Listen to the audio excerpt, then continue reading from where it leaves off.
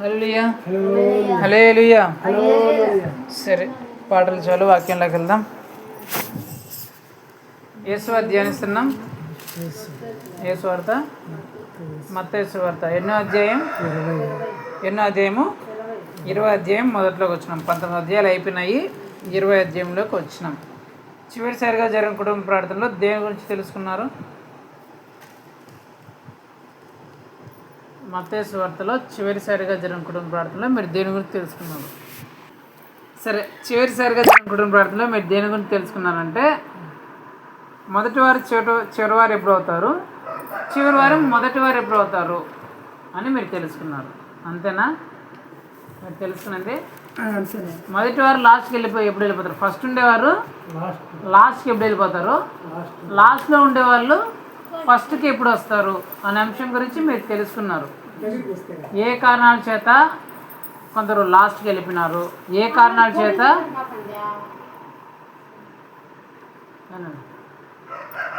ఫస్ట్లో ఉండేవాళ్ళు ఏ కారణం చేత లాస్ట్కి వెళ్ళిపోతారు, లాస్ట్లో ఉండేవారు ఏ కారణం చేత ఫస్ట్కి వచ్చినారు అనేది బైబిల్లో మనం కొన్ని ఎగ్జాంపుల్ చూసి దాని నుంచి మనం కొన్ని ఆత్మీయ పాఠాలు నేర్చుకున్నాం అన్నమాట. సో ఈరోజు అదే బైబిల్లో నుంచి మత్తయి సువార్త 20 అధ్యాయంలో నుంచి దేవుడు ఏం మాట్లాడుతారో చూద్దాం. నేను చదువుతాను, మీరు అందరూ శ్రద్ధగా వినండి. మత్తయి సువార్త 20 అధ్యాయం 1 నుంచి.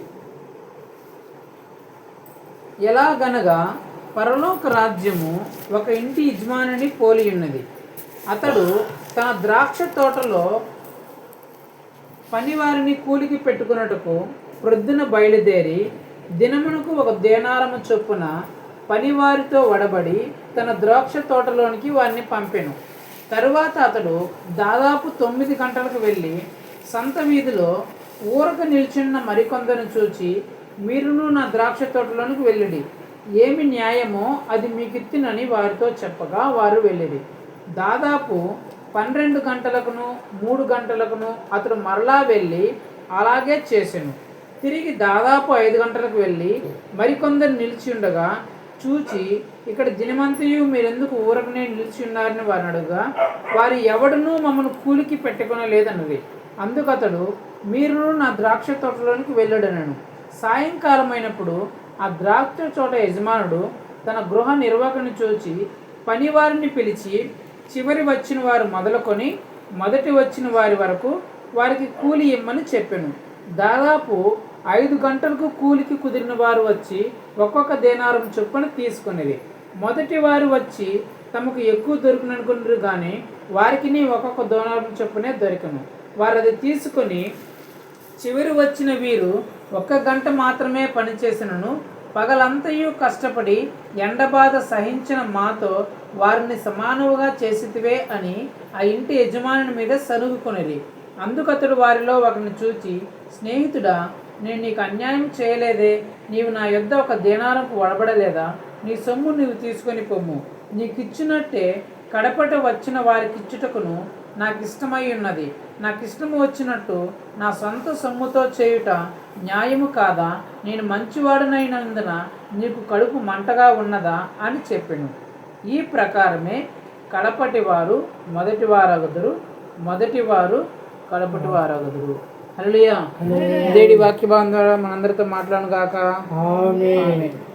పైన ఇంతకుముందు యేసు ప్రభువు వారు 19వ అధ్యాయం చివరి వచనంలో చెప్పినారు, ఏమని? మొదటి వారు చివరివారు అయిపోతారు, చివరి వారు మొదటి వారు అవుతారు అని చెప్తూ దానికి ఎగ్జాంపుల్గా చెప్పారనమాట. ఏమని చెప్పారంటే, పరలోక రాజ్యం ఎలా ఉంటుందంటే, ఒక యజమానుడు ఒక తోట నాటుకున్నాడంట. ఒక తోట యజమానుడు ఒక తోట నాటుకున్నాడు. ఆ తోట యజమానుడు ఏం చేస్తున్నాడంటే, ఆ తోటలో ఏదో పాదులు తీయడానికో నీరు పట్టడానికి కూలీలు అవసరం అని చెప్పేసి పోయి పొద్దున్నే ఆ ఊరు కొంత కూలీలు పిలిచినాడంట. ఏమని?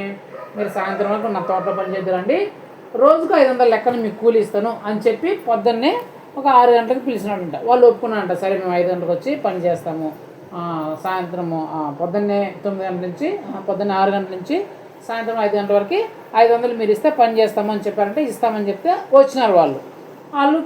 తోటలో పని చేస్తూ ఉన్నారంట.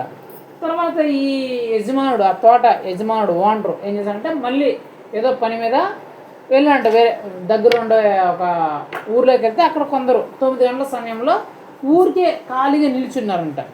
ఖాళీగా నిల్చుంటే వాళ్ళని పోయి, ఎందుకయ్యా మీరు ఖాళీగా నిల్చున్నారు, ఖాళీగా ఉండకపోతే నా తోటలో మీరు పోయి పని చేయండి, మీరు పని చేస్తే సాయంత్రం వరకు పని చేయండి, నాకు తోచింది మీకు ఇస్తాను అని చెప్పాడంట.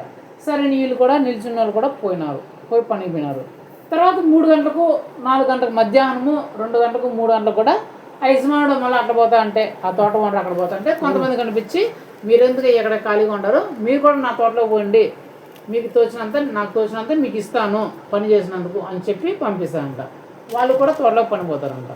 తర్వాత చివరి 5 గంటలకు పోతే 5 గంటలకు కూడా అక్కడ కొందరు ఖాళీగా కనిపిస్తారంట.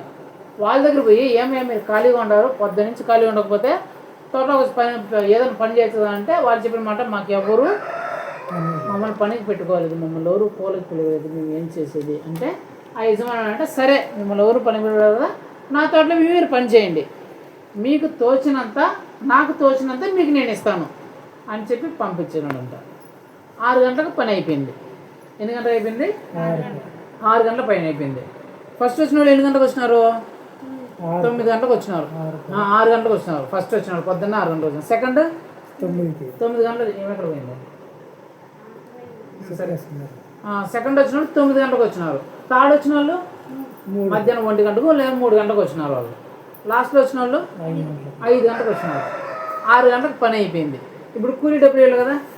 ఈ ఓనర్ ఏం చేసినాడంటే, ఆ తోటమాలి ఈ ఓనర్ కింద పని చేసేవాడుతున్నాడంట. ఆ తోటనంతా కాచుకునేవాడు. నువ్వు పోయి వాళ్ళందరూ కూలి డబ్బులు లేరంటే అందరూ వరుసగా వచ్చినారు. ఎవరు? కూలి చేసిన వాళ్ళు అందరూ వరుసగా వచ్చినారు. అందరికీ ఇచ్చినాడు డబ్బులు. ఫస్ట్ వాడికి ఎంత చెప్పినాడు? ఎంత ఒప్పుకున్నాడు? ఎంత చెప్పినాడు? రోజుకి ఎంత కూలి ఇస్తాను చెప్పినాడు? 500 ఇస్తున్నాడు. ఆ 9 గంటలకు వచ్చిన వాడికి 6 గంటలకు వచ్చిన వాడికి ఎంత ఇచ్చినాడు కూలి? 500 ఇచ్చినాడు. 9 గంటలకు వచ్చిన వాడికి 500 ఇచ్చినాడు. 1 గంటకి 3 గంటలకు వచ్చినాడు కూడా 500 ఇచ్చినాడు. ఈ 5 గంటలకు వచ్చినాడు వీడు గంట ముందు, ఆడు కూడా ఎంత ఇచ్చినాడు? 500 ఇచ్చినాడు. ఇట్లా అందరికి 500 ఇస్తే 6 గంటలకు ఇచ్చిన వాడికి ఎలా ఉంటుంది? మడుతుందా లేదా? కడుపు మడుతుందా లేదా? వాడేదే అన్నాడు.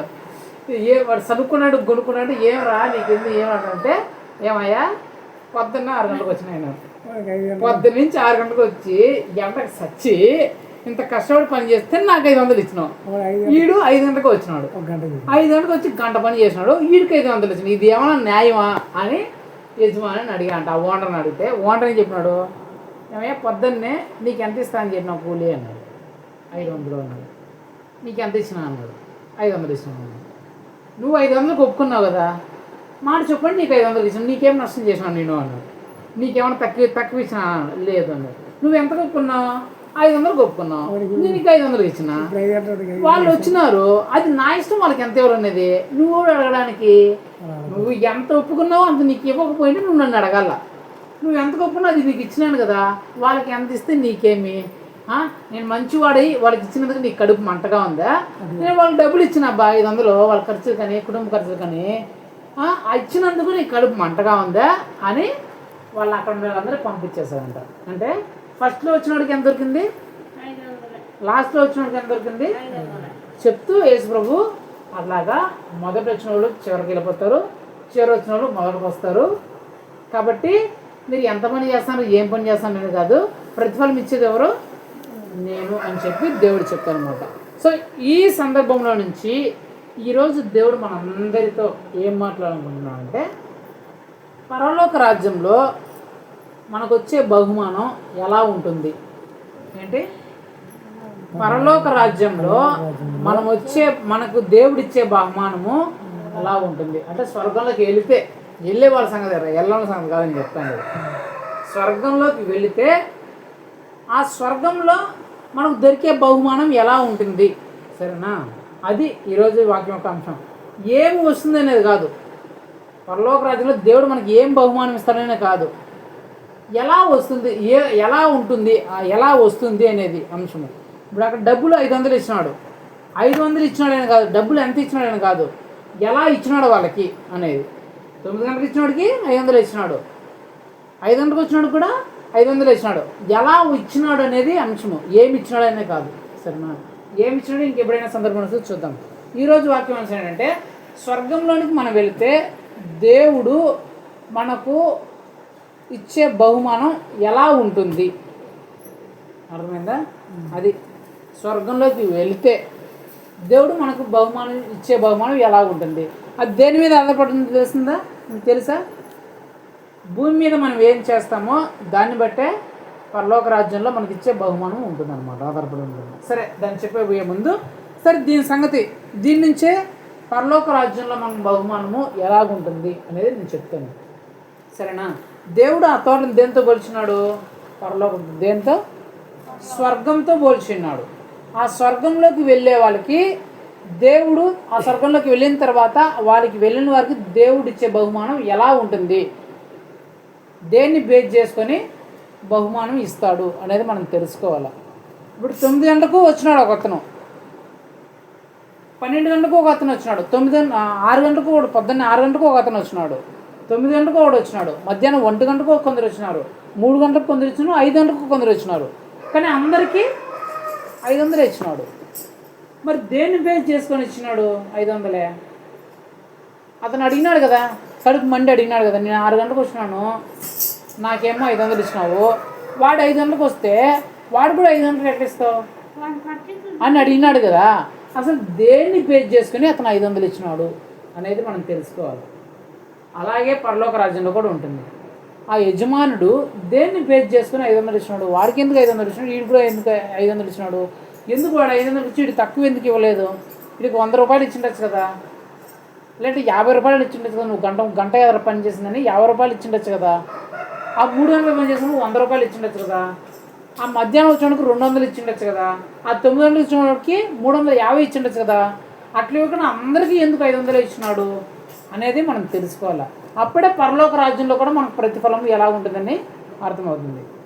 ఎందుకు ఇదంతా చెప్తున్నా అంటే, చాలామంది ఏమనుకుంటారంటే, మేము కొత్తగా దేవునిలోకి వచ్చినాము, మమ్మల్ని దేవుడు అప్పుడు ఎందుకు ఆశీర్వదిస్తాడులే, మేము 10-15 సంవత్సరాలు దేవునిలో ఉంటే దేవుడు మమ్మల్ని ఆశీర్వదిస్తాడేమో, కొత్తగా వస్తేనే దేవుడు ఎక్కడ 2-3 నెలలు అవగానే 2-3 సంవత్సరాలు అవగానే దేవుడు ఎందుకు ఆశీర్వదిస్తాడు, నువ్వు 10-15 సంవత్సరాలు ఉంటే కదా దేవుడు ఆశీర్వదిస్తాడు అని అనుకునే వాళ్ళు కొందరు ఉంటారు. ఎందుకంటే జాబులు చేసేవాళ్ళు అంతే కదా, పోతానే పాతోళ్ళతో సహా ఇచ్చేస్తారా, పాతోడికి 1,00,000 రూపాయలు ఇస్తుంటారు, నువ్వు పోతావు ఎంత ఇస్తారు, నీ స్టార్టింగ్లో 10,000 ఇస్తారు, ఎత్తుకూడదు ఎంత ఇస్తారు, ఒక 6 నెలల తర్వాత అయితే ఒక 5,000 20,000 పెంచుతారు, లేదంటే 20,000 అవుతుంది అనుకుందాం.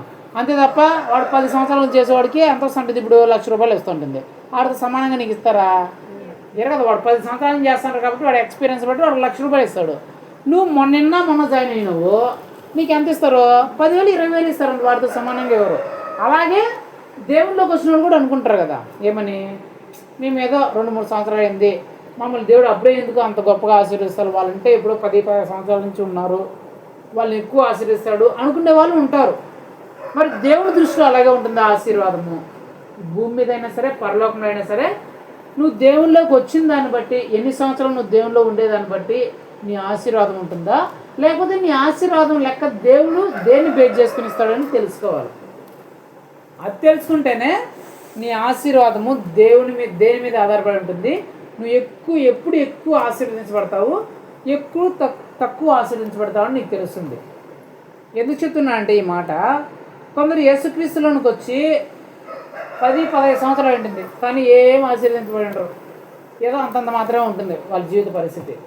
కానీ కొందరు యేసు ప్రభులోనికి వచ్చి దేవుళ్ళలోనికి వచ్చి 1 సంవత్సరం లేకపోతే 6 సంవత్సరాలు ఉంటుంది, కానీ మస్తుగా ఆశీర్వదించబడి ఉంటారు. ఎంత ఆశీర్వదించాడు, ఈ 10 సంవత్సరాలు ఉంటారు కదా, 10 సంవత్సరాలు దేవుళ్ళలోకి వచ్చి ఉంటారు చూడు, వాళ్ళకంటే ఎక్కువ వీళ్ళు ఆశీర్వదించబడి ఉంటారు. కానీ వీళ్ళు యేసు ప్రభులోకి వచ్చిన ఎన్ని రోజులు ఏంటింది, 6 నెలల సంవత్సరం ఏంటింది అంతే. వాళ్ళేమో 10 సంవత్సరాలు 15 సంవత్సరాలు 20 సంవత్సరాలు అయినా కూడా వాళ్ళేమో అంతంత మాత్రం ఆశీర్వదించబడి ఉంటారు. వీళ్ళు వచ్చిన ఒక 6 నెలల్లో 1 సంవత్సరంలో కూడా వాళ్ళకంటే ఎక్కువ ఆశీర్వదించబడిపోయి ఉంటారు. అది ఎలాగా, ఎందుకు అలాగా, అసలు ఆశీర్వాదాన్ని దేవుడు ఎక్కడైనా సరే పరలోకాన్ని అయినా సరే దేన్ని బేస్ చేసుకొని ఇస్తాడు అనేది మనము తెలుసుకోవాలి. అప్పుడే మన జీవితం ఎప్పుడు ఎక్కువ ఆశీర్వదించబడుతుందో అనేది మనకు తెలుస్తుంది. సో ఇప్పుడు దీని నుంచి నేను సింపుల్గా మీకు ఏం చెప్తానంటే, ఈ ఆశీర్వాదాన్ని ఇక్కడ కానీ పరలోకంలో కానీ దేవుడు మనకిచ్చే ఆశీర్వాదాన్ని, ఆ ప్రతిఫలాన్ని దేని బేస్ చేసుకొని ఇస్తాడంటే, దాన్ని చెప్పబోయే ముందు 6 గంటలు ఒక అతన్ని పిలిచినప్పుడు కూలికి వస్తారంటే కూలి ఎంత ఇస్తావు అని అడిగినాడు ఆ యజమాని. రోజుకు 500 ఇస్తాను అని చెప్పినాడు. అంటే ఇతనికి ఆ కూలి అవసరం ఏమీ, డబ్బులు అవసరం ఏం లేదు. ఆడు కూలి పోయేవాడే, ఆడి దగ్గర డబ్బులు ఉంది కాబట్టి పిలిచినాడు. 500 అయితే వస్తాను, లేకపోతే రా అన్నాడు. సరే రా అని పిలిచినాడు. 9 గంటల వాడి దగ్గర వినాడు. ఏమయ్యా ఇక్కడ ఖాళీ ఎందుకంటే కూలి పోదాం వస్తావా అంటే సరే వస్తాను అని చెప్పినాడు. అతను కూడా పిలుచుకోమన్నాడు. ఇతను ఏంటంటే ఏదో పని దొరికితే చేద్దాము, లేకపోతే లేదు, ఉన్నదాంతో సంతృప్తి పడదాము అంటే ఇతని దగ్గర కూడా కొంచెం ఉంది. 6 గంటల దగ్గర కూడా ఫుల్గా ఉంది డబ్బులు. అందుకని అడిగినాడు, కూలి ఎంత ఇస్తావు చెప్పు అని. కూలి ఎంత ఇస్తే చెప్పు, వస్తా, నాకు నచ్చితే వస్తా, లేకపోతే రాను అన్నట్టుగా మాట్లాడాడు. ఎందుకు? ఇతని దగ్గర డబ్బులు ఉంది కాబట్టి. ఆ కూలి గిట్టుబాటు అయితే ఇతను పోతాడు, గిట్టుబాటు పోకపోతే పోవడానికి చెప్పడానికి. సరే 500 ఇస్తుంటే సరే 500కి అయితే వస్తా, తక్కువ అయితే రాను చెప్పేసి ఇతను వచ్చినాడు. 9 గంటల వాడి దగ్గర అడిగినాడు, నువ్వు ఎంతకు వస్తావు, కూలి పని చేస్తావంటే సరే మనకు పని లేదు కదా, ఏదో పని దొరికింది, సరేలే ఇది కూడా కొంచెం మనం పనికొస్తుందని చెప్పేసి అతని దగ్గర తగినంత డబ్బు ఉంది కానీ కూలి పోతే కొంచెం దొరుకుతుందని చెప్పేసి వెళ్ళినాడు. ఇతను అవసరాలు తీర్చుకోవడానికి డబ్బు ఉంది 9 గంటల దగ్గరకు వచ్చినోడికి, కానీ ఏదో అవసరము ఇది కూడా పెట్టుకుంటే కొంచెం మిగులుతుంది అని చెప్పే ఉద్దేశంతో వెళ్ళినాడు. 2 గంటలకి 3 గంటల దగ్గర పోయి అడిగినాడు, ఏమయ్యా కూలికి పోతారా అంటే పని లేదయ్యా, పని ఉంటే మేము వెళ్తాము అని చెప్తే సరే నా తోటలో పని ఉందరండి అని చెప్పేసి అతన్ని పిలుచుకోమని. అంటే వీళ్ళకేంటి పని దొరకలే, పని ఉంటే వీళ్ళు కూడా పోయేవాళ్ళే, పని ఉంటే వీళ్ళు కూడా పోయేవాళ్ళే కాబట్టి వీళ్ళకి కూడా ఆయన కనికరం చూపించి సరే పాండి అని చెప్పినాడు. 5 గంటల దగ్గరికి వస్తే అడిగినాడు, ఏమయ్యా నువ్వు ఏం కూలి పోలేదంటే ఏం ఖాళీ ఎందుకు అంటే ఇతను చెప్తున్న మాట ఏంటి, నన్ను ఎవ్వరు పనిలోకి పెట్టుకోలేదయ్యా అన్నాడు. ఏమన్నాడు? పనిలోకి పెట్టుకోలేదంట అతను. దాని అర్థం ఏంటి? పని చేసి వీలుందా లేదా, పని ఉందా లేదా, అక్కడ పని ఉంది, డబ్బులు ఇస్తారు కానీ ఇతన్ని ఏదో కారణం చేత పనిలోకి పెట్టుకోవాలా. ఈ పనికి మాలినో పని సక్రంగా చేసేది రాదనో ఏదో కారణం చేత ఇతను పనికి పెట్టుకోలేదంట. అప్పుడు ఇతను ఏం చూసినాడు, సరే నా దగ్గర రా, నేను నీకు పని ఇస్తా, పని చేసుకుంది అని చెప్పేసి పిలుచుకోమన్నాడు. ఇది పక్కన పెడితే ఇది ఎందుకు చెప్పినానంటే, నేను చాలామంది యేసుక్రీస్తులోనికి వచ్చిన వాళ్ళు బాగా డబ్బులు ఉండేవాళ్ళు ఉంటారు. ఎవరో ఏ పదవి లేకుండా హాయిగా ఉండేవాళ్ళు ఉంటారు.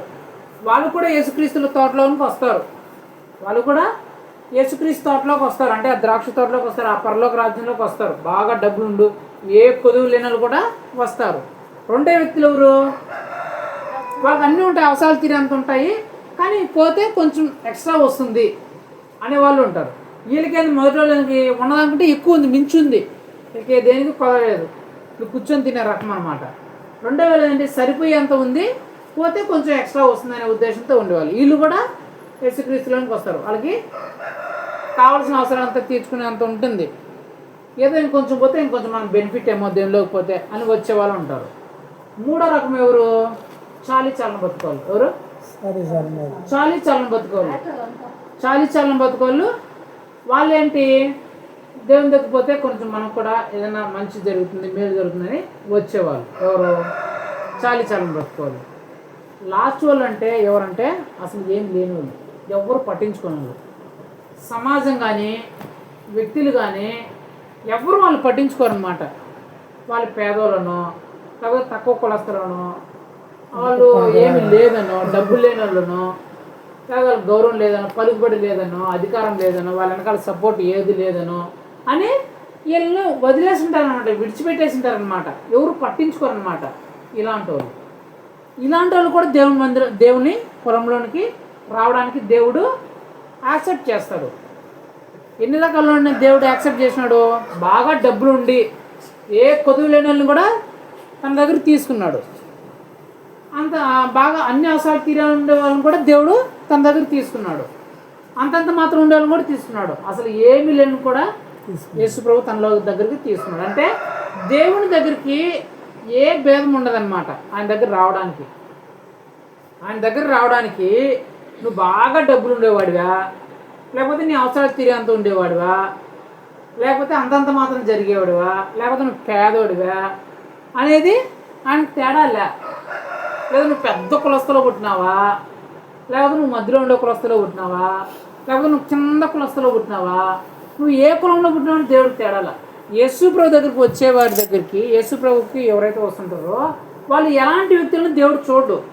ఎలాగైతే ఆ యజమానుడు ఈ పొలంలోకి వచ్చేవాళ్ళు బాగా డబ్బులు ఉండే వల్ల, అంతంగా జరిగే వల్ల, బాగా సరిపోయి ఉండే వల్ల, అసలు ఏం లేనలా చూడకుండా పొలంలోకి వస్తే చాలనుకున్నట్లే దేవుడు కూడా తన దగ్గరకు వచ్చేవాళ్ళు ఎలాంటి వ్యక్తులు, వాళ్ళు ఎలాంటి కులంలో ఉన్నారు, ఎలాంటి మతంలో పుట్టినారు, ఎలాంటి జాతిలో ఉన్నారు, ఎలాంటి ప్రాంతంలో ఉన్నారు, ఎలాంటి సంపదలో ఉన్నారు అనేది దేవుడు చూడడం అనమాట.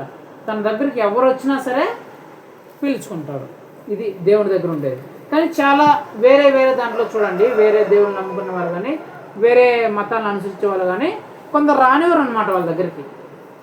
కొందరు గుళ్ళోకి కానీ, కొందరు దేవాలయాల దగ్గర కానీ రానివ్వరు. కొన్ని పరిస్థితుల్లో స్త్రీలను కూడా గుళ్ళోకి రానివ్వరు. కొన్ని చూడండి, వేరే వేరే మతాల్లో కానీ, వేరే మతాన్ని మీరు గమనించండి, అంటే తక్కువ కులంలో పుట్టిన వాళ్ళని గుళ్ళోకి రానివ్వరు. వినండి, తక్కువ స్థాయిలో పుట్టిన వాళ్ళని, తక్కువ కులంలో పుట్టినారని చెప్పే వాళ్ళని వాళ్ళు గుళ్ళోకి రానివ్వరు. కొంతమంది స్త్రీలను కూడా కొన్ని పరిస్థితుల్లో గుళ్ళోకి రానివ్వరు. మీరు బయట ఉన్నారు, గుడి అపవిత్రం అయిపోతుంది అనే ఉద్దేశంతో స్త్రీలను కానీ, లేకపోతే తక్కువ కులంలో పుట్టిన వాళ్ళు కానీ, లేకపోతే వేరే జాతుల వాళ్ళు కానీ, వేరే ప్రాంతాల వాళ్ళు కానీ, వేరే మతాల వాళ్ళు కానీ వాళ్ళ గుళ్ళోకి కానీ, లేకపోతే వారి పుణ్యక్షేత్రాలు కానీ రానివ్వరు. కొంతమంది స్త్రీలను అయితే అసలు ఆ దేవుడి దగ్గరికే రానివ్వరు. స్త్రీలు ఆ దేవుడి దగ్గర పోకూడదని చెప్తారు. స్త్రీలు ఆ దేవుడి దగ్గర రాకూడదు, పురుషులు మాత్రమే ఆ దేవుడి దగ్గరికి వెళ్ళాలా అని కొందరి దగ్గర ఉంటుంది. ఇంకొంతమంది దగ్గర ఎలా ఉంటుంది, తక్కువ జాతి స్థాయి, తక్కువ జాతిలో పుట్టిన వాళ్ళు, తక్కువ కులంలో ఉన్న వాళ్ళు ఈ దేవుడి దగ్గరికి, ఈ గుళ్ళోకి రాకూడదు అనే కొంతమంది ఉంటారు. ఇంకొంతమంది ఎలా ఉంటారు, ఇక్కడికి పెద్దవాళ్ళే మాత్రమే రావాలా అనేవాళ్ళు కొంతమంది ఉంటారు. అంటే నేను ఎందుకు చెప్తున్నా అంటే, వేరే వేరే మతాల్లో, వేరే వేరే వాళ్ళు నమ్ముకున్న సాంప్రదాయాల్లో కొంతమంది మాత్రమే ఆ దేవుడి దగ్గరికి, ఆ గుళ్ళోకి అవకాశం ఉంటుంది వెళ్ళడానికి. కొన్ని పరిస్థితులు మాత్రమే ఉంటుంది, అన్ని పరిస్థితుల్లో అక్కడికి వెళ్ళడానికి అవకాశం ఉండదు. కానీ యేసుప్రభు దగ్గర అలా కాదు. నువ్వు ఏ మతమైనా, నువ్వు ఏ కులమైనా, నువ్వు ఏ జాతి అయినా, నువ్వు ఏ ప్రాంతమైనా, నువ్వు ఏ రంగు అయినా, ఎలాంటి వ్యక్తి అయినా, నీ పరిస్థితి ఏదైనా, నువ్వు ఆడవాళ్ళైనా, బయట ఉన్న లోపల ఎలాగున్నా సరే యేసుప్రభు నిన్ను వద్దంటాడు యేసుప్రభు. నువ్వు తక్కువ కులంలో పుట్టినావు, చర్చిలోకి రావద్దని ఎవరైనా అంటారా? ఎవ్వరు అనరు. నువ్వు మా మతస్థుడు కాదు, నువ్వు వేరే మతస్థుడు, చర్చిలోకి రావద్దని ఎవరైనా అంటారా? అస్సలు అనరు. మీరు బయట ఉన్నారమ్మా స్త్రీలు, మీరు అసలు స్త్రీలు మా చర్చిలోకి రాకూడదని ఎవరైనా అంటారా? అస్సలు అనరు. స్త్రీలు బయట ఉన్నప్పుడు మీరు రాకూడదని అంటారా? అస్సలు అనరు. 12 సంవత్సరాలు రక్తకాల స్త్రీ, ఎన్ని సంవత్సరాలు? 12 సంవత్సరాలు అంట. స్త్రీలకైనా ఒక 5 రోజులు 6 రోజులు ఉంటుంది. కానీ ఆమె 12 సంవత్సరాల నుంచి రక్తస్రావం కారుతుంది. కానీ ఆమె ఎక్కడికి వెళ్ళింది? యేసుప్రభు దగ్గరికి వెళ్ళిందంట. అందరూ వెళ్ళేస్తే, కుటుంబ సభ్యులు వెళ్ళేసినారు, బంధువులు వెళ్ళేసినారు, ఆ ఊరు వాళ్ళు కూడా ఇట్లా 2 రోజులు ఉండకూడదని చెప్పేసి ఊరు బయట వదిలేస్తే ఆమె యేసుప్రభు దగ్గరికి యేసుప్రభు దగ్గర చేర్చుకున్నాడంట. ఆయన భయపడిందంట మళ్ళీ వెళ్ళడానికి. యేసుప్రభుని తాకి ఆమె వ్యాధి బాగా అయిపోతే భయపడిందంటే, ఎందుకు? జబ్బు చెప్తే మమ్మల్ని పోనివ్వరు కదా, అలాంటి చోట్లోకి మమ్మల్ని పోనివ్వరు అని భయపడితే యేసుప్రభువే వెతికి మరీ ఆమెను పిలుచుకున్నాడంట. మా రా నా దగ్గర అని పిలుచుకున్నాడంట. ఆమెని, రక్తస్రావం గల స్త్రీని పిలుచుకున్నాడంట తన దగ్గరికి. కుంటోళ్ళని పిలుచుకున్నాడంట, గుడ్డోళ్ళు పిలుచుకున్నాడంట, కుష్టి వ్యాధులను పిలుచుకున్నాడంట, తక్కువ కులంలో పుట్టిన వాళ్ళని పిలుచుకున్నాడంట, పాపులను పిలుచుకున్నాడంట తన దగ్గరికి. అంటే నేనేం చెప్తున్నా అంటే, యేసు ప్రభు దగ్గర రావడానికి నీ స్థాయిని, నీ స్థితిని దేవుడు చూడనమాట. నువ్వు ఎలాంటి పరిస్థితిలో ఉన్నావు, నీ స్థాయి ఎలాంటిది అనేది దేవుడు చూడు. యేసు ప్రభు నీ స్థితి ఏదైనా, నీ స్థాయి ఏదైనా, నువ్వు ఏ ప్రాంతమైనా, ఏ మతమైనా, ఏ కులమైనా, ఏ భాష అయినా, ఏది పట్టించుకోడు యేసు ప్రభు. నువ్వు ఆయన తోటలోకి వస్తే చాలు, ప్రతిఫలం ఇవ్వడానికి ఆయన సిద్ధంగా ఉంటాడు. నువ్వు ఆయన తోటలోకి వస్తే చాలు, నీకు ఇవ్వడానికి సిద్ధంగా ఉంటాడు. ఎంత సిద్ధంగా ఉంటాడు? ఆ 6 గంటలు కూలికి వచ్చినోడికి ఎంత ఇచ్చినాడో, చిట్ట చివరి కళ వచ్చింది నీకు కూడా అంతే ఇవ్వడానికి ఆయన సిద్ధంగా ఉంటాడు. అంటే ఆ 10-15 సంవత్సరాలు యేసుక్రీస్తులో ఉండేవాళ్ళకి, లేదా పుట్టినప్పటి నుంచి యేసుక్రీస్తులే, వాళ్ళ తరతరాలు క్రిస్టియన్లుగా బ్రతికిన వాళ్ళకి ఎంతైతే దేవుడు ఆశీర్వదిస్తాడో, నువ్వు వేరే మతంలో నుంచి వచ్చినా, నువ్వు వచ్చి 1-2 సంవత్సరాలైనా లేకపోతే 6 నెలలైనా కూడా నీకు కూడా అంతే ఆశీర్వాదాన్ని దేవుడు నీకు కూడా ఇస్తాడు. అయితే ఆ ఆశీర్వాదం దేని మీద బేస్ అయి ఉంటుంది అనేది మీరు తెలుసుకోవాలి. ఎప్పుడు మనం అలాగ ఆశీర్వదించబడతాం అనేది తెలుసుకోవాలి. ఈ ఆశీర్వాదం అనేది దేని మీద బేస్ అవుతుందంటే, ఈ 6 గంటలకు ఇచ్చినోడికి ఎంత ఇచ్చినాడు కూలి? 500 ఇచ్చినాడు. 9 గంటలకు వచ్చినోడికి 500. మధ్యాహ్నం 1 గంటకి 3 గంటలకు వచ్చినోడికి 500. ఈ 5 గంటలకు వచ్చినోడికి 500 ఇచ్చినాడు. ఎందుకు 500 ఇచ్చినాడు? అందరికీ ఎందుకు 500 ఇచ్చినాడు? ఎందుకు తక్కువ? లేట్కి వచ్చిన వాళ్ళకి ఎందుకు తక్కువ ఇవ్వలేదు? లాస్ట్ 1 గంట పని చేసిన వాడికి ఎందుకు తక్కువ ఇవ్వలేదు? ఎందుకంటే కారణం ఒకటే. ఈ 3 గంటలకు వచ్చినోడు ఎన్ని గంటల వరకు పని చేసినాడు? 6 గంటల వరకు పని చేసినాడు. ఎన్ని గంటల వరకు? 6 గంటల వరకు పని చేసినాడు. సపోజ్ ఈ అన్నాళ్ళు ఇప్పుడు పని చేస్తున్నారు కదా, మన చర్చ్ పని జరుగుతుంది కదా. సపోజ్ ఇది పూత పూస్తున్నాను అనుకుందాం. ఈ రూము ఈ గోడకి పూత పూస్తున్నాను అనుకుందాం. ఈ 6 గంటలకు వచ్చినాడు 6 గంటల నుంచి సాయంత్రం 6 గంటల వరకు పూత పోయడం స్టార్ట్ చేసినాడు. పూత పోయడం స్టార్ట్ చేస్తే అంతే పూసినాడు. లేదంటే ఆ తోట గురించి చెప్తున్నాం. తోటలో చెట్లు ఉన్నాయి, చాలా చెట్లు ఉన్నాయి. మామిడి చెట్లు అనుకో, ద్రాక్ష తోట ఉంది, మనకు అర్థమైన భాషలో చెప్తా. పాదులు తీసే పనికి పిలిచినాడు. ఈ 6 గంటల పొద్దున్నే 6 గంటలకు వచ్చినాడు. సాయంత్రం 6 గంటల వరకు పని చేయాలి కదా. పని చేస్తే మనం ఎట్లా పని చేస్తాం? 500కి ఒప్పుకున్నాం కదా. ఒప్పుకున్నాడు ఏం చేస్తాడు? కొంచెం చేసినా ఎక్కువ చేసినా మనకు వచ్చే కూలి అదే రోజుకి. కాబట్టి వాటిని నిదానంగా చేసుకుంటాడు అన్నాడు. పొద్దున్న 6 గంటల నుంచి సాయంత్రం 6 గంటల వరకు ఒక 10 చెట్లు చేసినాడు. 10 చెట్టుకు పాదులు తీసినాడు. ఎందుకు? 500 నాకు వచ్చే కూలి ఎంత? 500 అండి. 10 చెట్లు కూలి పాదులు తీసినాడు. వీడికి 500 దొరికింది. 9 గంటలకు వచ్చినాడు చూడు.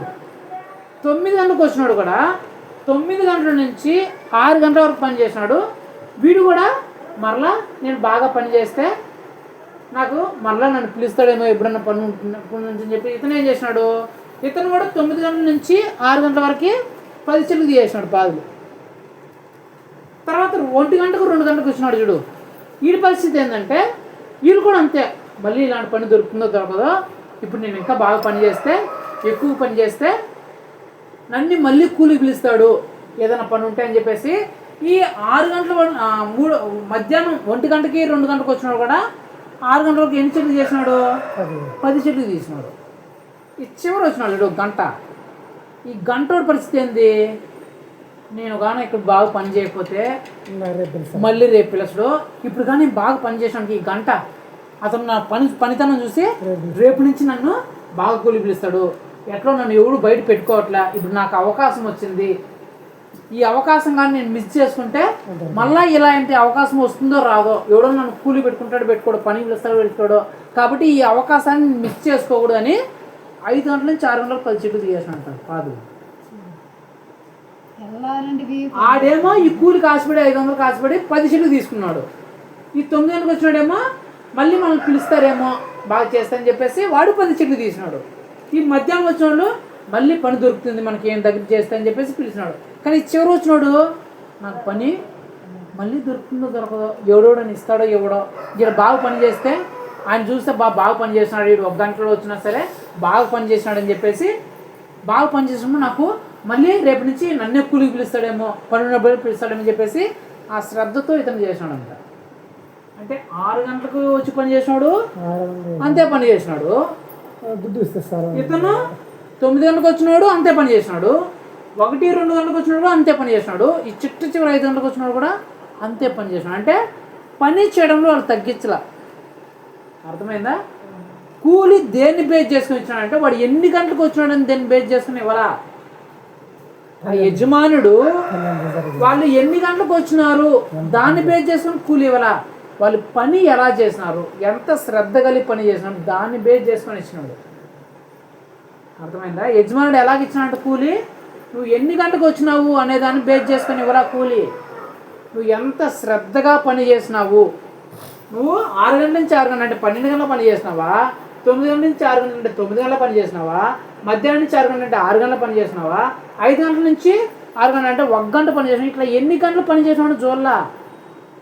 ఎంత పని చేసినావు, ఎంతలా పని చేసావు, ఎంత శ్రద్ధగా పని చేసినావు అనే దాన్ని చూసి వాళ్ళ పనితనాన్ని చూసి ప్రతిఫలం ఇచ్చినాడు.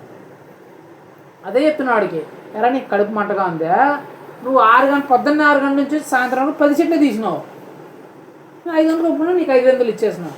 9 గంటలకు వచ్చి ఇప్పుడు 6 గంటల వరకు 10 చెట్లు తీసినాడు, నువ్వు తీసిన అంతే. ఇటు మధ్యాహ్నం 1 గంటకు వచ్చి 2 గంటల నుంచి చేసి వీడు కూడా 10 చెట్లు తీసినాడు. ఈ లాస్ట్ 5 గంటలకు వచ్చినా కూడా 10 చెట్లు తీసినాడు.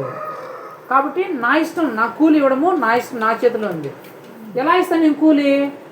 నా డబ్బులు నేను ఎలా ఇస్తా? వాడు చేసిన పనిని బట్టి నేను ఇస్తా. వాడు ఎన్ని గంటల పని చేసినాడని నేను ఇవ్వను.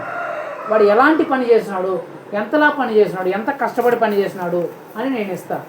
ఇప్పుడు 6 గంటల నుంచి 6 గంటల వరకు పని చేస్తే 10 చెట్లు తీసినాడంటే ఈ 5 గంటలకు వచ్చినవాడు 6 గంటలకి 10 చెట్లు తినంటే ఎంత కష్టమో. ఇప్పుడు మేస్త్రి అనే ఉన్నాడు, ఈయనకు నేను చెప్పిన ఏమని, నువ్వు ఒక రోజు కూలి ఇస్తా, ఈ గోడకి వేసేయి 500 కూలి ఇస్తా అని చెప్పినప్పుడు గోడకి వేసినప్పుడు ఒక రోజు పట్టింది అనుకో, ఈయనకి ఒక రోజు పట్టింది అనుకో. మరుసటి రోజు ఏదో ఆరోగ్యం బాగలేదు కానీ ఆయనకు డబ్బులు అవసరమైంది, 5 గంటలకు వచ్చినాడు, ఇంతే గోడ ఉంది, నీకు నిన్న ఇచ్చిన కూలి ఇస్తా కానీ 1 గంటలో అయిపోవాలా అని చెప్తే ఈయన ఎంత ఫాస్ట్గా కంప్లీట్ చేయాలి దాన్ని. ఫస్ట్లో చేసింది అనుకుంటే ఎంత ఎక్కువ కష్టపడాలా, ఎంత ఎక్కువ కష్టపడితే ఎంత ఎక్కువ త్వరగా చేస్తే ఆ పని కంప్లీట్ అవుతుంది. అంటే ఈ 5 గంటలకు వచ్చినాడు ఎంత కష్టపడి ఉండాలా, ఆ 6 గంటలకు పొద్దున్న 6 గంటలకు వచ్చినాడు కంటే ఎంత కష్టపడి ఉంటాడు, ఎంత శ్రద్ధ పెట్టింటాడు.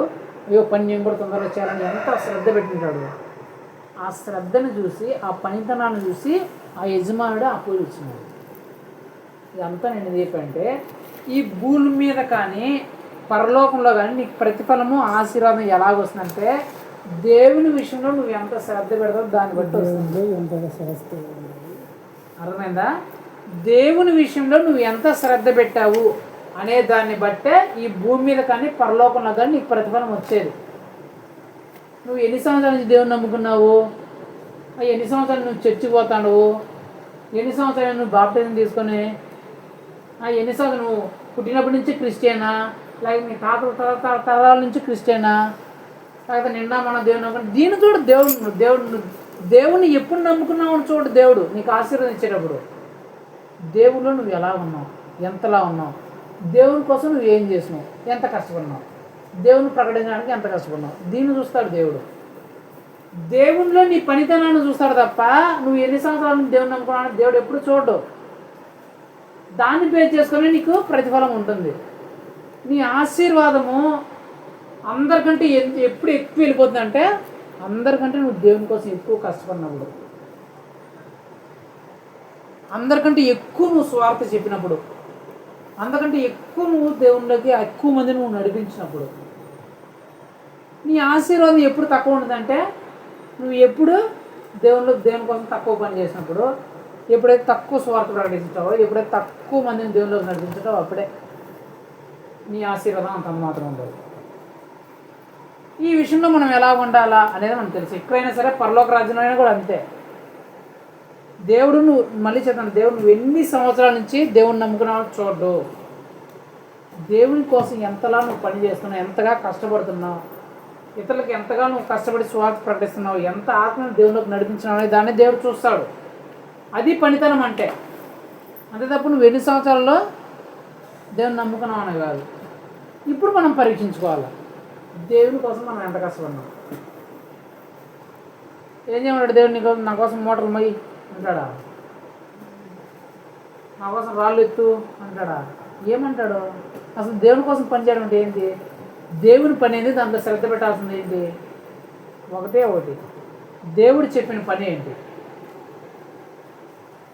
దేవుడు చెప్పిన పని ఏంటి? ఒకటి పని చెప్తా చూడండి. అదే పని ఏంటో అదే మత్తయి సువార్త చివరి అధ్యాయంలో ఉంటుంది. అది చూడండి, నేను చదువుతాను. మత్తయి సువార్త 28వ అధ్యాయం 19వ వచనం. కాబట్టి మీరు వెళ్ళి సమస్త జనులను శిష్యులనుగా చేయుడి. ఇదే దేవుడు చెప్పింది. అంటే ఇంకా మీకు అర్థమయ్యే భాష చెప్పాలంటే ఇదే సేమ్. ఏముంటుందంటే మీకు ఇంకా క్లారిటీగా చెప్పాలంటే చూడండి, నేను చెప్తాను. మార్కు సువార్త 16వ అధ్యాయం 15వ వచనం. ఆయన చేయమని చెప్పిన పని, ఆ పనిలో మనం ఎంత శ్రద్ధ కలిగి ఉన్నామో ఈ వచనాన్ని బట్టి మీకు అర్థమవుతుంది. ఆ పని ఏంటంటే మార్కు సువార్త 16వ అధ్యాయం 16వ వచనం, 15, 16వ వచనం. మీరు సర్వలోకమునికి వెళ్ళి సర్వ సృష్టికి సువార్తను ప్రకటించుడి. నమ్మి బాప్తిసం పొందినవాడు రక్షింపబడును, నమ్మని వానికి శిక్ష విధింపబడును. యేసుప్రభు చెప్పింది ఇదే, యేసుప్రభు పని ఇదే. యేసు ప్రభు మనకు నియమించిన పని ఇదే. ఆ తోట యజమాని ఏం పని పెట్టినాడు వాళ్ళకి? ఏం పని? పాదులు తీసే పని పెట్టినాడు కదా. ఆ పాదులు తీసే పని ఎవరు శ్రద్ధగా చేస్తారో వాళ్ళకే ఆ శ్రద్ధను బట్టి కూలిచ్చినాడు కదా. యేసు ప్రభు మన తోట యజమాని అయిన యేసు ప్రభు మనకు పెట్టిన పని ఇది ఒకటే. ఏంటి? మీరు సర్వ సృష్టికి వెళ్ళి సువార్తను ప్రకటించండి, రక్షణలోనికి నడిపించండి. ఇదే మనకు పెట్టిన దేవుడి పని. ఈ పని నువ్వు ఎంత శ్రద్ధగా చేస్తున్నావు అనే దాన్ని బట్టే నీకు ప్రతిఫలం వచ్చేది, నీ కూలి వచ్చేది. సువార్త ప్రకటించడం. సువార్త ప్రకటించడం అంటే ఏంటి? యేసుక్రీస్తు గురించి చెప్పడం అంటే అంతే. సువార్త ప్రకటించడం అంటే ఏంటి? యేసుక్రీస్తు గురించి చెప్పడం. ఎవరు చెప్పాలా? ఇతరులకు చెప్పాలి. ఎప్పుడు చెప్పాలా? ఎప్పుడు చెప్తే వాళ్ళు ఎప్పుడు వింటారా? ఎప్పుడు చెప్పాలా? అది ఎవరికైనా ఇతరులు బాధపడుతున్నారు, ఇబ్బందులు ఉన్నారు, రోగంలో ఉన్నారు, ఇరుకులో ఉన్నారు, కష్టంలో ఉన్నారు, బాధలో ఉన్నారు. అలాంటి టైంలో నువ్వేం చెప్పాలా? యేసుక్రీస్తు గురించి చెప్పాలి. ఏమని చెప్పాలా? యేసుక్రీస్తుని నమ్ముకో నీ బాధ పోతుంది, యేసుక్రీస్తుని నమ్ముకో నీ రోగం పోతుంది. ఇది కాదు చెప్పాల్సింది. అలాంటి సందర్భం నీకు వచ్చినప్పుడు నువ్వు ప్రార్థన చేయగా యేసు ప్రభు ఏం చేసినా అది చెప్పాలి. సపోజు ఎవరికో రోగం వచ్చింది, రోగంతో బాధపడుతుంది, అడిగి నువ్వు జ్వరం వచ్చింది కదా, యేసు ప్రభు నమ్ముకో నీకు జ్వరం పోతుంది అని. అది కాదు సువార్త ప్రకటించడం అంటే. ఆమె జ్వరంలోతో ఉంది, నువ్వేం చెప్పారమ్మా? నాకు కూడా ఇలాగే జ్వరం వచ్చింది, ఇంకా ఎక్కువ అయిపోయింది, ఎక్కడెక్కడో చూపించిన తగ్గల, ఎన్నెన్నో మందులు కానీ ఎంతో డబ్బులు ఖర్చు పడిన తగ్గల. తర్వాత మా సేవను పిలిపించి ప్రార్థన చేసుకున్నాను, చర్చికి వెళ్ళినా, జ్వరం వెంటనే పోయింది. నువ్వు కూడా దేవుని నమ్ముకోమ్మా, నీ జ్వరం కూడా పోతుంది, నీ రోగం పోతుంది, నీ అప్పు పోతుంది, నీ ఆర్థిక సమస్య, నీ కుటుంబ సమస్య, నీ భర్త తాగుబోతనం పోతుంది, నీ పిల్లలు మంచి మార్గంలో నడుస్తారు, అలరి చిల్లర పోయే తత్వం వాళ్ళు పోతుంది. ఇది సువార్త ప్రకటించడం అంటే. మళ్ళీ ఇది దేవుని పని చేయడం అంటే. ఈ దేవుని పని మనం ఎంత చేసినాం అనేది మనం ప్రశ్నించుకోవాలి. 6 గంటల నుంచి 6 గంటల వరకు పని చేసినా వాడు 10 చెట్లకే 10 తీసినాడు. అలాగా నువ్వు కూడా ఎన్ని సంవత్సరాలైనా ఎంతమంది సువార్తను ప్రకటించినా, ఎంతమంది దేవుడి గురించి చెప్పినాడు. 9 గంటలకు వచ్చినాడు 10 చెట్లు తీసినాడు.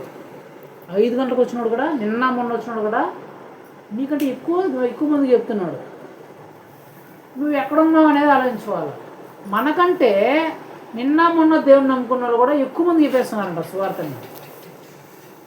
మనం 10 సంవత్సరాలు 20 సంవత్సరాలు 5-6 సంవత్సరాలు అవుతాను కూడా మనం ఎంతమంది చెప్పినాము? మనకేమి కష్టాలు ఉండేళ్ళు ఊరు కనిపించలేదా? వ్యాధుల్లో ఉండేళ్ళు ఊరు కనిపించలేదా? తాగుబోతులు ఊరు కనిపించలేదా? చెడిపోయే బతుకుల్లో ఉండేళ్ళు ఊరు కనిపించలేదా? పాపిష్టి పనులు చేసేవాళ్ళు ఎవరు కనిపించలేదా? రోగాల్లో ఉండేళ్ళు ఊరు కనిపించలేదా? మరి అంతమంది కనిపిస్తున్నారు కదా, మనం ఎంతమంది చెప్పినాం? అదే దేవుని పని అంటే. అదే మొట్టమొదటి పని. ఈ చర్చిలు కట్టుకోవడము, తర్వాత అవి సాప వేయడము, చర్చి పనులు చేయడము, ఆ పనులు చేయడం, ఈ పని చేయడం, ఇది రెండోది. మొట్టమొదటి పని ఏంటి?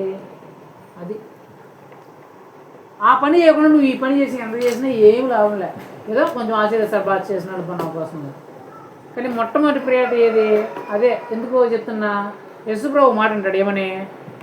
99 గొర్రెలు తప్పిపోవడం కంటే ఒక గొర్రె దొరికినప్పుడు ఎక్కువ సంతోషించాడంట ఆ గొర్రెలు కాపరి. అట్లాగే 99 నీతిమంతుల కంటే ఒక పాపి పరలోక రాజ్యంలో ప్రవేశించినప్పుడు ఎక్కువ సంతోషం వచ్చిందంట. అర్థమైంది నేనేం చెప్తున్నాను? 99 గొర్రెలు ఉండడం కంటే ఒక తప్పిపోయిన గొర్రె దొరికింది చూడు, అప్పుడు ఎక్కువ సంతోషం దొరికిందంట. అట్లాగే 99 మంది నీతిమంతుల కంటే ఒక పాపి రక్షింపబడినప్పుడు పరలోకంలో ఎక్కువ సంతోషం కలిగిందంట. అలాగే ఈ చర్చి పనులు, ఈ పనులు, ఆ పనుల కంటే యేసు ప్రభువుకి ఎప్పుడు సంతోషం కలుగుతుందంటే, నేను చెప్తాను మీకు అర్థమైన భాషలో, నువ్వు 100 చర్చిలు కట్టినప్పుడు దేవునికి కలిగే సంతోషం కంటే నువ్వు ఒక ఆత్మను యేసుక్రీస్తు దగ్గరకు రప్పిస్తే అప్పుడు ఎక్కువ సంతోషం కలుగుతుంది. ఒక వ్యక్తిని యేసు ప్రభువులో నడిపిస్తే ఎక్కువ సంతోషం కలుగుతుంది. నేను చెప్పింది అర్థమైందా?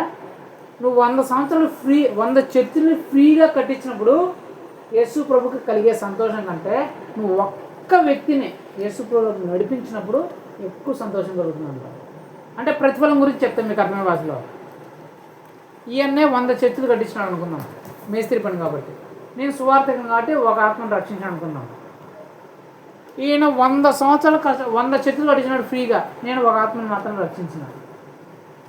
దేవుడు ప్రతిఫలం ఇచ్చేటప్పుడు ఎవరికి ఎక్కువ ఇస్తాడంటే, బా సూపర్ జోసఫ్, నువ్వు 100 చర్చిలు నా కోసం కట్టించినావు, ఇదిగో నీకు 1000 రూపాయలు 10 కోట్లు ఇస్తానా అని చెప్పి ఈయనకి ఇచ్చినాడు అనుకున్నాం. 10 కోట్ల రూపాయలు నా దగ్గరకు వచ్చి చూసి నేను ఏం చేసిన, ఒక ఆత్మ మాత్రం యేసుక్రీస్తులను నడిపించిన. వాడు తాగుబోతూ వ్యభిచారో, లేకపోతే ఆ మూఢనమ్మకాలలో ఉన్నాడో, లేకపోతే విగ్రహాలు నమ్ముకున్నాడు, ఎవరో ఆయమ. కానీ ఆ వ్యక్తిని నేను యేసుక్రీస్తులోనికి, నిజమైన దేవునిలోకి నడిపించిన. అప్పుడు నా దగ్గరకు వచ్చిన తర్వాత నన్ను చూసి, ఇదిగో నువ్వు ఒక ఆత్మను రక్షించినావు కదా, ఇదిగో నీకు తీసుకో 100 కోట్లు ఇస్తాడంట. ఎంత? ఈయనకి ఎంత ఇచ్చినాడు? 10 కోట్లు. 100 చర్చిలు కట్టినాడు కదా ఫ్రీగా, ఉచితంగా. ఆయన ఎన్ని చర్చిలు కట్టినాడు? 100 చర్చిలు కట్టినాడు ఫ్రీగా, దేవునికి కట్టించినాడు. కానీ ఆయనకు 10 కోట్లు ఇచ్చినాడు. నాకే నేను ఒక ఆత్మని దేవునిలోకి తీసుకొచ్చినాడు అంతే. కానీ నాకెంత ఇచ్చినాడు? 100 కోట్లు ఇచ్చినాడు. అట్లా ఉంటుంది ప్రతిఫలం దేవుడి దగ్గర. అది దేవుని పని, మనం పని చేసే తీరు అంటే అది. దాన్ని చూస్తాడు, నువ్వు ఏం పని చేసినావు అనేది. ఎంత పని చేసినావు చూడు, ఏం పని చేసినావు, ఎంత శ్రద్ధ పెట్టి పని చేసినావు అని దేవుడు చూస్తాడు. నేను చాలాసార్లు ఈ మాట చెప్పాను మీకు, 1-2 సార్లు, ఇప్పటికీ చాలాసార్లు చెప్పిన. దేవుడు మన పనితనాన్ని ఎలా కొలుస్తాడంటే, ఎంతమందికి నువ్వు దేవుని స్వార్థం ప్రకటించావు, ఎంతమందిని దేవునిలోకి నడిపించినావు, ఎంతమందిని తాగుబోతులు మార్చినావు, ఎంతమందిని వ్యభిచారులు మార్చినావు, ఎంతమంది దొంగలు మార్చినావు, ఎంతమంది చెడ్డ పనులు చేసే వాళ్ళు మార్చినావు, ఎంతమంది మూఢనమ్మకాల్లో ఉండే వాళ్ళని మార్చినావు, ఎంతమంది విగ్రహాలను నమ్ముకున్న వాళ్ళని మార్చినావు. దీన్ని చూస్తాడు దేవుడు పని అంతే. అంతే తప్ప వేరే పని కాదు. ఫస్ట్ ప్రయారిటీ ఇది, తర్వాత సెకండ్ది. మరి ఈ రాత్రికాల సమయం మనం ఆలోచించుకోవాలి, దేవుని పని విషయంలో మనం ఎలాగున్నాం. 6 గంటలకు వచ్చిన వాడు పొద్దున్న 6 గంటలకు వచ్చిన వాళ్ళలాగా ఉండామా, 9 గంటలకు వచ్చిన వాళ్ళలాగా ఉండామా, మధ్యాహ్నం 1 గంటకు 3 గంటలకు వచ్చిన వాళ్ళలాగా ఉండామా, లేకపోతే చిట్ట చివరి 5 గంటలకు వచ్చిన వాళ్ళలాగా ఉండామా? ఎలా ఉండాం మనం దేవుని పని విషయంలో? ఎలా ఉండాలా? ఎవరిలాగా ఉండాలా? చిట్ట చివరి 5 గంటలకు వచ్చినాడు చూడు, అలాగా ఉండాలి. ఎందుకు? నాకు టైం తక్కువ ఉంది, 1 గంట ఉంది, ఈ గంటలో నేను పని చేయకపోతే నాకు మరలా కూలికి పిలుస్తాడో పిలుస్తాడో, మళ్ళీ ఈ తోటలో నేను వస్తానో రానో, ఆ భయంతో ఆ శ్రద్ధతో ఏం చేశాడంట, శ్రద్ధ కలిగి పని చేసినాడంట 1 గంట. అట్లాంటి పనితనం ఉండాలి. అంటే నేను ఏంటంటే, చేసే పని చిన్నదైనా సరే అంత శ్రద్ధ పెట్టి చక్క చేయాలి, తక్కువ టైంలో చేసినా కూడా. మొన్న చెప్పినా కదా మీకు, ఒక అతనేమో మొన్న వాకింగ్ చెప్తే చెప్పినా కదా, ఒక అతనేమో ఒక చెట్టులో 100 కాయలు కాయించినాడంట, ఇంకో అతనేమో 1 కాయ. కానీ చిట్ట చివరి రోజు ఎవరి ప్రతిఫలం ఎక్కువ దొరుకుతుంది? 1 కాయ. ఎందుకు ఈ 100 కాయలు ఉంటుంది అట్లా? అన్నీ కులిపోయిన కాయలు. ఏం కాయలు అది? అన్నీ కులిపోయినాయి, ఎవడు కొనలా. ఇది 1 కాయ, కానీ జబర్దస్త్గా ఉంది, సూపర్గా ఉంది. అర్థమైందా? నీ పని చేసేదాంట్లో శ్రద్ధ చూస్తాడు. నువ్వు ఎన్ని గంటల పని చేసినావు, ఎన్ని సంవత్సరాల నుంచి నువ్వు పని చేసినావు, ఇది చూడు. నువ్వు ఎంతలా పని చేసినావు, ఎంత శ్రద్ధ పట్టి పని చేసినావు, ఎంత మంచిగా పని చేసినావు అనే దాన్ని చూస్తాడు ఆ యజమానుడు. ఆ తోట యజమానుడు ఎలాగైతే చూస్తాడో, మన పరలోక యజమానుడు కూడా అదే చూస్తాడు. నువ్వు ఎన్ని సంవత్సరాల నుంచి దేవుని నమ్ముకున్నావు, ఎన్ని సంవత్సరాల నుంచి దేవునిలోకి వచ్చావు, నువ్వు ఎన్ని రోజులు అయింది దేవునిలోకి, ఇది చూడు. నువ్వు దేవునిలోకి వచ్చి ఎన్ని రోజులు అయిందని చూడు. ఎంతమందికి స్వార్థం ప్రకటించావు, ఎంతమంది దేవుని రక్షణలోకి నడిపించావు, ఎంతగా నువ్వు దేవుని పని చేస్తున్నావు అనేది దేవుడు చూస్తాడు. అందుకే చర్చి కట్టే విషయంలో కూడా మీకు అదే చెప్పింది నేను పదే. చర్చి కట్టే విషయంలో కూడా మీ పనులు ఏమైనా ఉంటే అయిపోయిన తర్వాత నువ్వు వచ్చి చూసుకోండి. ఎందుకు? దేవుడు నీ పనితనం చూస్తారు ఖచ్చితంగా. చర్చి కడుతున్నారు, వీళ్ళు ఎంత మాత్రం చర్చి పని విషయంలో పని చేస్తున్నారు, ఎంత మాత్రం వీళ్ళకి శ్రద్ధ ఉంది అని చూస్తారు, ఖచ్చితంగా చూస్తారు. మీకు అర్థం కాదు చెప్పంటే, మేము డబ్బులు ఇస్తున్నాం కదా, కూలి పెట్టి చేయించుకోవచ్చు కదా పొద్దున్నే. నేను మా అమ్మ మా నాయన రాత్రి అంతా కష్టపడి ఇసుకెందుకు పోయాల్సిన అవసరం ఉంది? కూలీలకు వస్తే వాళ్ళు పోస్తారు కదా. కానీ మేము అట్లా అనుకోం, ఇది దేవుని పని, మేము చేయాలా అని. వాళ్ళు ముసలి అయినా సరే ఇసుక మోస్తారు, రాళ్ళు మోస్తారు. నేను ఇంత గవర్నమెంట్ జాబ్ చేస్తే ఇంత డబ్బులు సంపాదించినా కూడా కూలి పెట్టుకుని 500 ఇచ్చేసి మోసేస్తారు అనుకోం మేము. దేవుని పని నేను చేయాలి శ్రద్ధ పెట్టి అని ఆ రాళ్ళు మోసేదైనా సరే, ఆ ఇసుక మోసేదైనా సరే, ఆ నీళ్ళు పోసేదైనా సరే ఆ గోడలకి, ఆ గోడలకి ఎక్కుతా నాకు కాలు గడగడ వణికిపోతుంటాయి. ఆ మేర కొట్టి అన్న అయితే బాగా అలవాటు కాబట్టి తగడక పోతాడు ఆయన ఎత్తుకొని. నాకైతే కాలు దాని మీద అంత హైట్ మీద అది మేరలో కట్టు మీద గడగడ వణికిపోతుంటాయి నాకు. అమ్మో ఏడబడిపోతాను అది భయం నాకు. అంత నాకు పడితే చచ్చిపోవడం ఇంకేం ఉండదా. కానీ నాకు గడగడ వణికిపోతుంటాయి. ఒక పక్క జగ్గు పెట్టుకోవాలో, ఒక పక్క బకెట్ పెట్టుకోవాలో, గడగడ వణికిపోతుంటాయి. వణికిపోతాను కూడా అమ్మో సరే దేవుని పని చేయాలా అని చెప్పేసి అంత గడగడ వణికిపోతాను. అంత భయం ఉన్నా సరే దేవుని పని అని ఆ శ్రద్ధ పెట్టి పని చేస్తున్నాను. ఎందుకు ఇదంతా చేస్తున్నామంటే మీకు ఇదంతా ఇది గొప్ప చెప్పుకోవడానికి కాదు, దేవుని పని విషయంలో ఎంత శ్రద్ధ కలిగి ఉన్నాము అనేది దేవుడు చూస్తూ ఉంటాడు ఖచ్చితంగా. ఇక్కడ జరుగుతుంది కదా, వీళ్ళు నిద్రపోతాండ్రా పడుకొని, ఖాళీగా ఏం చేస్తాండ్రు, ఇక్కడ పని జరుగుతుందని తెలుసు కదా, ఇలా పనితనం ఏంది, శ్రద్ధ ఏందని చూస్తాడు. 6 గంటలకు వచ్చి 9 గంటలకు, పొద్దున్న 6 గంటలకు వచ్చినాడు, సాయంత్రం 6 గంటలకు ఏం చేస్తున్నాడు, ఒక్కో చెట్టుకి కొంచెం కొంచెం తీసుకుంటున్నాడు, లేకపోతే బాగా పని చేస్తున్నాడు చూస్తాడు దేవుడు. యజమానుడు ఇప్పుడు ఎలాగైతే ఇప్పుడు ఈయనకు నేను చెప్తా ఉంటా, ఏమని వచ్చినప్పుడన్నా ఎంత అవుతుంది, ఈరోజు ఎంత అయిపోతుంది, ఎంత పోతలు అయిపోతాయి అని చెప్పిన తర్వాత రే గుమ్మండ్రా అని చెప్పిన తర్వాత మధ్యలో వచ్చి నేను చూస్తా ఏంది, ఎంత పని జరిగింది, ఎంత అయింది, ఇంకా ఎంత బ్యాలెన్స్ ఉందని మధ్యలో చెక్ చేస్తూ ఉంటాను. నేను వచ్చి ఆ పూతలకు పూసేది ఎంత అయింది, కట్టేది ఎంత జరుగుతుంది అని నేను ఎలాగైతే చెక్ చేస్తాను. ఆఫ్టర్ ఆల్ నేనే అదే పూతల పనికే నేనే అంత శ్రద్ధ పెట్టి చెక్ చేస్తే యేసుప్రభు శ్రద్ధ పెట్టడా, ఎవరో ఎంత మాత్రం పని చేస్తున్నారు చూడకుండా ఉంటాడా. మరి ఇలా జరుగుతుంది పని జరుగుతుంది, మన ఇంట్లో కూర్చొని సీరియల్ సినిమాలు చూసుకుంటా అంటే రేపు లెక్కడ కూడా నన్ను దీవించు ప్రభా, నా అవసరం చేశాడు, నీకు ఎట్లా తెలుసా నీ అవసరము, ఎట్లా నీ ప్రార్థన ఎందుకు వింటాడు దేవుడు, నువ్వు శ్రద్ధ పెట్టింటావు కదా దేవుని పని విషయంలో. దేవుని పని విషయంలో శ్రద్ధ పెడితే నీ విషయంలో దేవుడు శ్రద్ధ పెడతాడు. నా బిడ్డ ఆ రోజు నా పని విషయంలో ఎంత శ్రద్ధగా పనిచేసింది, ఎంత శ్రద్ధగా పని చేసినాడు. దేవుడు జ్ఞానం చేసుకుని నువ్వు ప్రార్థన చేసినప్పుడు నీకు కష్టం వచ్చినప్పుడు దేవుడు తీరుస్తాడు. అట్లా కాకుండా దేవుడు పని ఉంది, అది స్వార్థ ప్రకటించే పైన, ఆత్మను రక్షించే పైన, లేకపోతే మందిరం పైన, ఏదో దేవునికి సంబంధించిన పని ఉందని తెలిసినా కూడా మనం ఎన్నెల్లో కూర్చొని అది చేసుకుంటే ఇలా చేసుకుంటా కూర్చోంటే దేవుడు కూడా నీ విషయంలో అలాగే ఉంటాడు. నువ్వు మొరపెట్టినప్పుడు సరేలే మాకు ఇంకా చాలా వాళ్ళు ఉండరు, వాళ్ళ సంగతి మళ్ళీ చూద్దాము, ఈయన సంగతి మళ్ళీ చూద్దాం, ఈయన సంగతి మళ్ళీ చూద్దాము అని దేవుడు కూడా అనుకుంటాడు.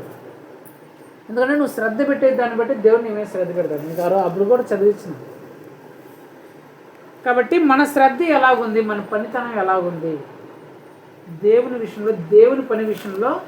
ఆ తోటలో మనం ఎలాగ పని చేస్తున్నాం, దేవుడు మనకు ఒక తోటను అప్పగించినాడు, ఈ తోటలో నువ్వు పని చేయని అప్పగించినాడు, ఆ తోటలో మనం ఎంత మాత్రం పని చేస్తున్నాం అనేది మనం తెలుసుకోవాలి. ఆ తోటలో నేను బాగా పని చేస్తున్నానా, లేకపోతే 500 కూలి కొట్టుకున్నాం కదా సాయంత్రం చేసుకున్నాను చిన్నగా అనుకుంటున్నామా, లేకపోతే మనకి పని వస్తుందో రాదో, రాకపోతే ఎట్లా అని చేస్తున్నామా, లేకపోతే ఖచ్చితంగా ఈ పని మళ్ళీ ఆ యజమాని నన్ను పిలవాలా, నా పనిని చూసి నా శ్రద్ధను చూసి భలే పని చేసినారని చెప్పేసి 6 గంటల వాడికి ఎంత కూలి ఇచ్చినాడో నాకు కూడా అంతే కూలి ఇచ్చేలాగా నేను పని చేయాలా అనే తప్ప మనలో ఉంది అని మనల్ని మనం పరీక్షించుకొని ఇది మాత్రం అబ్బా సూపర్ వేసుకో బలి చెప్పేసానని చెప్పేసి ఆహా ఊహ అనుకొని ఈరోజు నుంచి చెప్పి మళ్ళీ రేపు నుంచి మరలా అయితే అనుకుంటే ఏం లాభం లేదు. కాబట్టి ఈ రాత్రికాల సమయాన్ని పరీక్షించుకో. దేవుని తోటలోకి నేను పనిలోకి పంపించినాడు. సంఘము, దేవుని పని, సువార్త అనే తోటలో పని చేయడానికి నిన్ను పంపించినాడు. మరి నువ్వు పని ఎలాగ చేస్తున్నావు? ఏదో చేద్దాం అనే రకంగా చేస్తున్నావా, సరే మనం కూడా చేద్దాం అనే రకంగా చేస్తున్నావా, సరే మనం కూడా కొంచెం కష్టపడదాం అని చేస్తున్నావా, లేదు నేను శ్రద్ధ పెట్టి చేయాలా, దేవుడు నాకు అప్పగించిన పని ఖచ్చితంగా పూర్తి చేయాలా, అందరికంటే బాగా చేయాలా అనే ఉద్దేశంతో చేస్తున్నాను. నేను దేవుని నమ్ముకుని ఎన్ని రోజులు అయింది, ఎన్ని సంవత్సరాల నుంచి దేవుని నమ్ముకున్నాను, ఎంతమంది సువార్తను ప్రకటించాను, ఎంతమంది దేవుని రక్షణలోకి నడిపించాను, నా దగ్గర ఎంతోమంది, నా చుట్టుపక్కల ఎంతోమంది రోగాలతో, కష్టాలతో, చెడువాట్లలో, అన్యాయంలో, అక్రమంలో, నీచమైన పనుల్లో ఉంటున్నారే. వాళ్ళు ఎంతమందికి నేను సువార్త ప్రకటించాను? ఎంతమంది దేవుని గురించి చెప్తున్నాను? ఎంతమందిని దేవునిలోకి నడిపిస్తున్నాను? ఎంతమంది కోసం నేను ప్రార్థన చేస్తున్నాను? ఎంతమందిని ప్రార్థనలోకి నడిపిస్తున్నాను? చర్చికి ఎంతమందికి నడిపిస్తున్నాను? మన పనితనం ఎలా ఉంది దేవుని విషయంలో అనేది మనల్ని మనం పరీక్షించుకొని ప్రార్థన చేసుకుందాం. కళ్ళు మూసుకొని ప్రార్థన చేసుకుందాం. మహోన్నతుడా, సర్వోన్నతుడా, సర్వశక్తుల దేవా, యేసయ్య, నీ బలమైన శ్రేష్టమైన పరిశుద్ధమైన నామం బట్టి నీ స్తోత్రం చెల్లిస్తున్నాం ప్రభా. ఇదిగో తండ్రి ప్రభా, ఈ రాత్రి కాల సమయం ద్వారా ప్రభా, ఈ రాత్రి కాల సమయం ప్రభా, నా ద్వారా మీరు మా అందరితో మాట్లాడిన ప్రతి ఒక్క మాటను బట్టి మీ స్తోత్రం చెల్లిస్తున్నాం ప్రభా. ఈ భూమి మీద కానీ పరలోకంలో కానీ మాకు మీరు ఇచ్చే ప్రతిఫలం తండ్రి, మేము ఎన్ని సంవత్సరాలుగా మీలో ఉంటున్నాం అనే దాని మీద బట్టి కాకుండా మీకోసం మేము ఎంత శ్రద్ధగా పనిచేస్తాం అనే దాన్ని బట్టే ఈ భూమి మీద కానీ పరలోకంలో కానీ మాకు ప్రతిఫలం ఉంటుందని మీరు తెలియజేసిన విధానాన్ని బట్టి మేము స్తోత్రం చెల్లిస్తున్నాం ప్రభా. అవును తండ్రి, మేము కూడా నాయనా సువార్త ప్రకటించే విషయంలో, ఇతరులు మీ గురించి చెప్పే విషయంలో, మీ దగ్గరికి ఇతరులను తీసుకొచ్చే విషయంలో మేము ఎలా పనిచేస్తున్నాము, మా శ్రద్ధ ఎంత ఉంది అనేది మమ్మల్ని మేము పరీక్షించుకుంటూ సహాయం చేయండి ప్రభా. ఎన్ని సంవత్సరాల నుంచి నేను దేవుని నమ్ముకున్నాను, నేను నమ్ముకున్నప్పటి నుంచి ఇప్పటి వరకు ఎంతమందికి యేసుక్రీస్తు గురించి చెప్పాను, ఎంతమంది నేను దేవునిలోకి నడిపించాను. మా వీధిలో, మా ఊర్లో, మా చుట్టుపక్కల ప్రాంతాల్లో, మేము పని చేస్తున్న చేట, మా స్కూల్లో, మా కాలేజీలో ఎంతోమంది రోగాలతో ఉన్నారు. ఎంతోమంది అనారోగ్య సమస్యల్లో, ఎంతోమంది కుటుంబ సమస్యల్లో, ఎంతోమంది త్రాగుతూ, ఎంతోమంది చెడు పనుల్లో, ఎంతోమంది చెడు వాటిలో బ్రతుకుతున్నారే. అలాంటి వాళ్ళని చూసినప్పుడు వారికి నేను దేవుని గురించి చెప్తున్నానా, స్వార్థం ప్రకటిస్తున్నానా, లేకపోతే వారు ఎలా పోతే నాకేమిలే, నేను దేవునిలో ఉంటే చాలులే అని నేను అనుకుంటున్నాను. ఎంతలా నేను పని చేస్తున్నాను, ఎంత శ్రద్ధగా నేను పని చేస్తున్నాను, దేవుని విషయంలో నేను ఎలాంటి పని చేస్తున్నాను, నా పని విషయంలో దేవుడు నన్ను చూసినప్పుడు నాకు ఎలాంటి ప్రతిఫలం ఇస్తాడు అని ఒక్కసారి నేను ఆలోచిస్తున్నాను. ప్రభా, ఈ రోజు నుంచి అయినా ప్రభా, నీ మాటలు విన్న తర్వాత అయినా తండ్రి, నా పనిని నేను మార్చుకుంటూ సహాయం చేసేది ప్రభా. నీకోసం నేను పని చేసే విధానంలో ప్రభా, నేను శ్రద్ధ కలిగి పని చేయాలి తండ్రి. నిన్ను నమ్ముకొని 6 నెలలైందో, నెల అయిందో, సంవత్సరం అయిందో, 10 సంవత్సరాలైందో, సంవత్సరాలు కాదు ప్రభా, ఎంత సమయం అయింది కాదు ప్రభా, నేను నీ కోసం ఎంతగా కష్టపడుతున్నానో, ఎంత శ్రద్ధ పడుతున్నానో అనే దాన్నే మీరు చూస్తున్నారు. కాబట్టి నాయన, మీ పని విషయంలో నేను శ్రద్ధ కలిగిన ఆయన పని చేయటకు సహాయం చేయండి తండ్రి. మా ఊరిలో, మా వీధిలో, నేను పనికి వెళ్ళిన చోట, నీ కూలికి వెళ్ళిన చోట, నీ ఉద్యోగం చేస్తున్న చోట, నేను చదువుతున్న చోట, ప్రతి ఒక్క చోట నాయన సందర్భం వచ్చినప్పుడల్లా తండ్రి నిన్ను గురించి చెప్పుటకు, నీ స్వార్థం ప్రకటించిన ఆయన అనేక ఆత్మలు నీ రక్షణలోకి నడిపించుకు తండ్రి కృప చూపించని బతిలాడుకుంటుంది. యేసయ్య, అలాగా నా జీవితాన్ని మార్చుకుంటూ మీరు కృప చూపించని బతిలాడుకుంటుంది. సహాయం చేస్తారని నమ్ముతూ విశ్వసిస్తూ నా తండ్రి, నా దేవుడు, నా ప్రభు, నేను యేసుక్రీస్తు అక్కడ పరిశుద్ధమైన నామములో అడిగి వేడుకుంటూ ఈ ప్రార్థన తమ పాదపద్మములకు సమర్పిస్తున్నాను నా ప్రియపరలోక ఆమేన్. నా ప్రాణమా యెహోవాను సన్నిధించుము, నా అంతరంగ సమస్తమైన పరిశుద్ధ నామమును సన్నిధించుము. నా ప్రాణమా యెహోవాను సన్నిధించుము, ఆయన చేసిన పనులు దేనిని మరువను. ఆమేన్. మన తండ్రి అయిన దేవుని ప్రేమయు, ప్రభువైన యేసుక్రీస్తు యొక్క కృపయు, పరిశుద్ధాత్మ దేవుని అన్యోన్య సహవాసము ఇప్పుడును ఎల్లప్పుడూ ఇక్కడ కూడిన ప్రతి ఒక్కరితో పాటు మరి ముఖ్యంగా దేవుని పని విషయంలో నేను అత్యంత శ్రద్ధ కలిగి ఎక్కువగా పనిచేసి అందరికంటే ఎక్కువ మందికి స్వార్థం ప్రకటించి అనేక మందిని దేవుని రక్షణలోకి నడిపించి దేవుని మందిర విషయంలో, దేవుని మందిరానికి సంబంధించిన పనుల విషయంలో నేనే శ్రద్ధగా పని చేస్తాను. నేను ముందుంటానని తీర్మానించుకున్న ప్రతి ఒక్క బిడ్డతో సదాకాలంతో నడిపించి దీవించి ఆశీర్వాద పరిస్థితి గాక. ఆమేన్. హల్లెలూయా.